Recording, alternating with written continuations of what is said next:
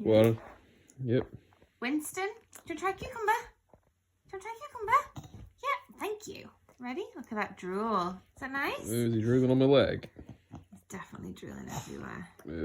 Don't drool on my leg, bloody. Gotta chew it. So, Winston, do you like cucumber?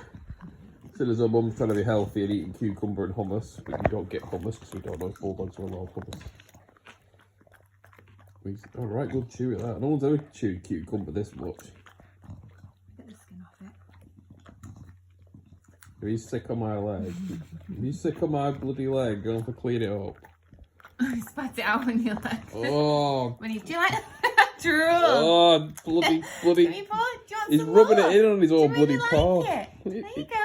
How does he like it if he's just drooled all over my bloody leg? Newfound love of cucumber. Oh, great, well done, Winston. It was nice to find something else to eat and beg off humans.